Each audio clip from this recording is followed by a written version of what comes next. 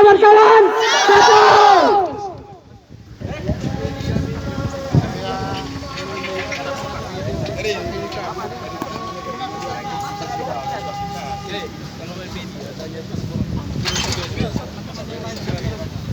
Mario Rahasia, teman-teman.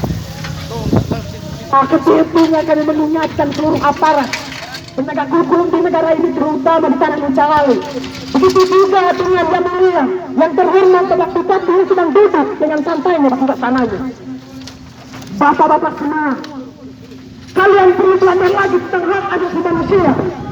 Intimidasi itu sangat bersalah hukum di negara kita. Betul tidak kawan-kawan?